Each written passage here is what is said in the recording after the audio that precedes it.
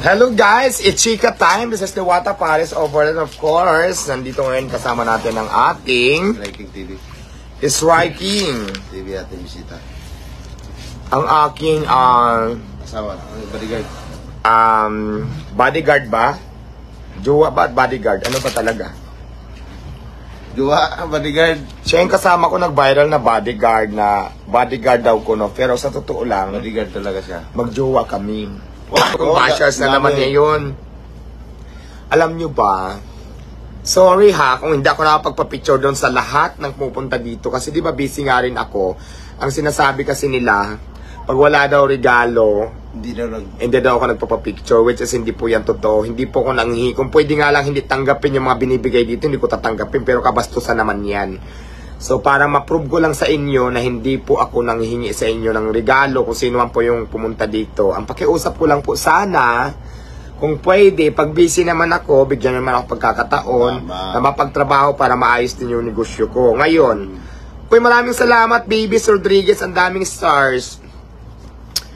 Bigyan naman ako pagkakataon para mapagtrabaho. At saka hindi ko kayo inoobliga dito na pumunta na para magbigay sa akin ng regalo, 'di ba? Kung pwede nga lang hindi natanggapin yung ibang nagre-regalo, nakakahiya. Hindi po naman kasi yung pagkatao ko po ever since, kahit po hirap na po ako sa buhay ko noon, sa ilalim pa ako ng tulay, mas pinili ko pang mga lakal ako maghanap buhay yung sarili ko kaysa manghingi.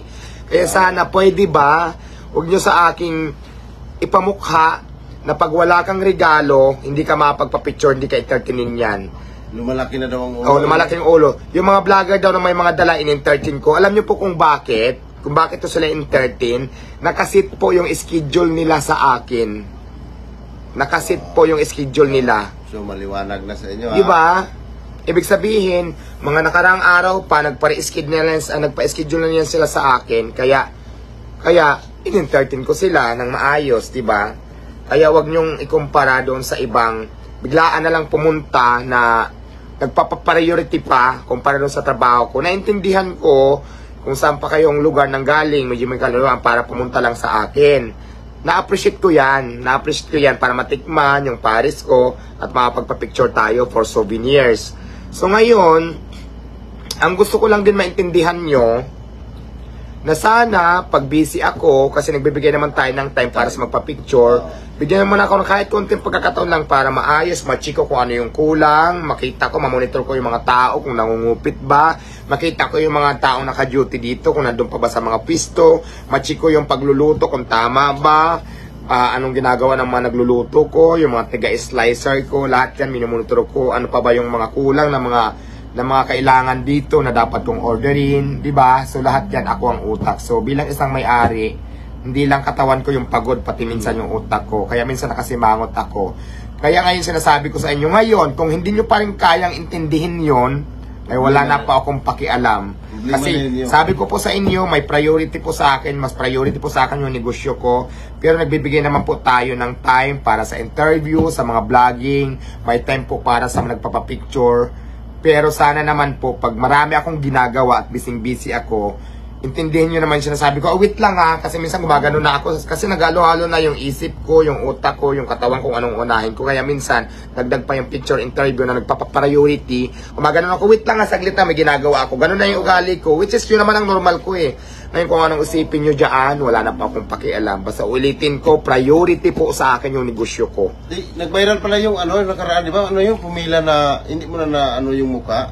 Ay, hindi ganito. Regarding naman doon sa pumila, sa sahod. Okay, ganito. Papaliwanag ko naman yan. Dito kasi minsan, pag wala ako, mayroon ako mga pinuntahan, mayroon mga invite sa akin na pinupuntahan ko. Hindi ko alam, kasi minsan pag kulang, mayroon akong tao dito na, sabi ko, pag kulang, tas may nag-apply, kulang yung tao natin, ipa-duty mo na, temporary duty mo na siya dyan, habang kailangan natin. Kasi minsan mayroon mga hindi pumapasok, nagsasabay-sabay. Ngayon, may pumila dito, nagpapasahod ako eh. Tinanong ko siya kung sasahod ka, kung naka-duty ka. Sumagot naman siya ng oo. O, di ba? Di parang sabi ko, naghinala ako. Sabi ko, naka-duty ka ba ngayon maghapon? Sabi niya, oo. So, sasahod ka na, sabi niya, oo. Kasi parang parang diskumpiyado. Curious. Curious ba? Curious. Curious. So ngayon, to make it sure, tinanong ko yung mga tao ko kung nag-duty nga siya. Kasi minsan may mga ganun talaga, inuhugot nila na hindi ko alam. Oh. So sabi ng mga tao ko, hindi yan naka-duty, hindi namin kilala yan. Tapos pagka nung gumanon yung mga tao ko, bigla siyang tumakbo palikod. Oh, buti nahawakan. Ay hindi naman nahawakan. Eh nandito yung driver ko, katabi ko kasi nagpapasahod ako. Hinabol siya ngayon nung tumakbo siya pa ganun. Dapat nga pupunta pa siya doon sa may likod, sa may damuhan. Paghabol ng driver ko, may kasama palang nakamotor siya. May kasama. Ngayon, sabi nung humarang yung kasama, anong ginagawa niyo sa kasama? Ay, anong ginagawa sa kanya? Ganyan-ganon. Sabi naman ng driver ko, ay bakit kasi ganun pila sa sasahod eh. Ganyan-ganyan. Tapos lumapit na ngayon ako, sabi ko, kuya kasi ganito. Sabi nung lalaki nakamotor, hindi ko kasama yan. Dininay siya kaagad. Yung pala magkasama naman din talaga.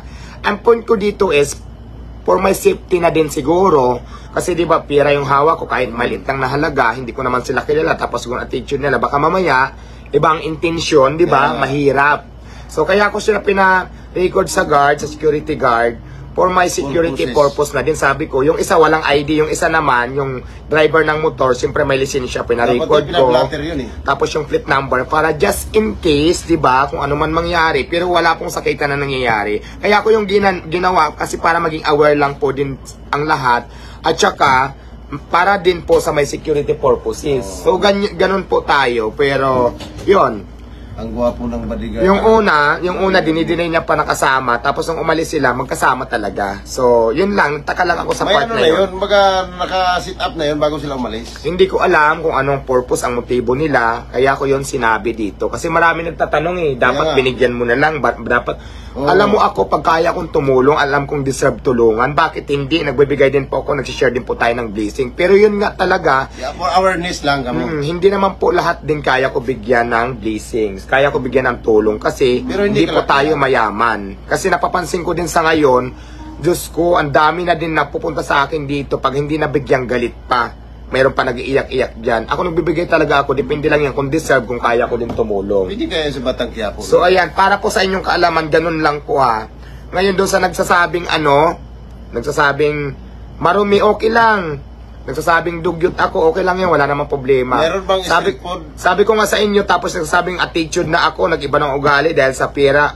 Kayo yan eh, wala na akong pakialam doon. Basta sabi ko sa inyo, kung basher ko kayo, wala akong pakialam kasi wala naman kayong ambag sa buhay ko. Kahit minsan, ako pa rin mag-aangat sa sarili ko. Bakit dati, nung nasa ilalim ako ng tulay, diba? Hindi ka naman sa akin naging concern.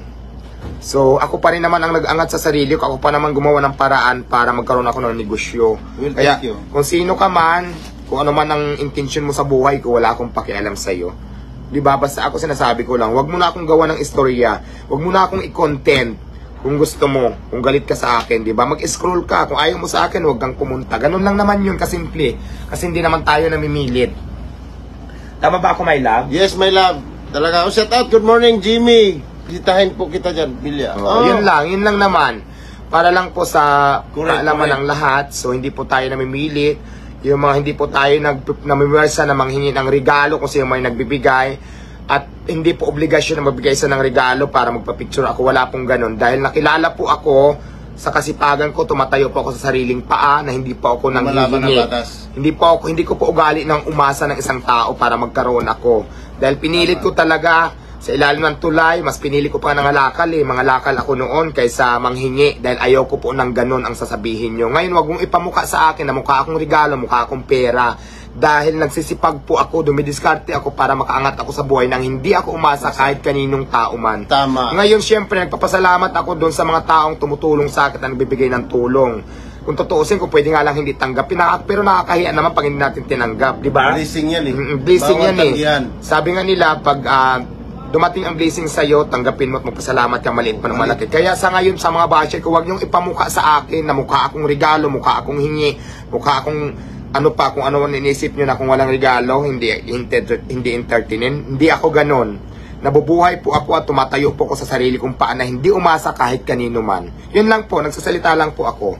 Sinasabi ko lang po yung side ko para po malaman nyo din. Diba?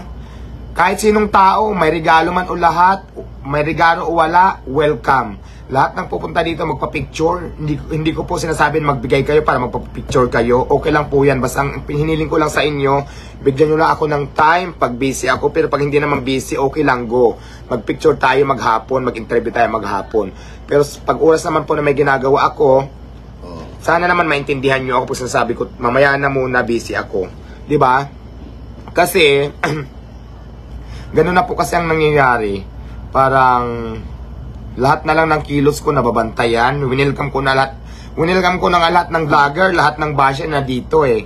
Yung iba kasi dito, nagko-content na lang talaga. Araw-araw na nandito. Malaki pa nga kita na sa'yo eh. Naghahanap ng views na marami. Tinitingnan yung bad side ko. Tapos yun kagad ang i-upload para dumami ang views. Para kumita. Ay, gumawa ka muna account mo. Pero sana naman okay lang yun. Kung kumita ka man ng milyon, wala naman akong pakialam sa'yo.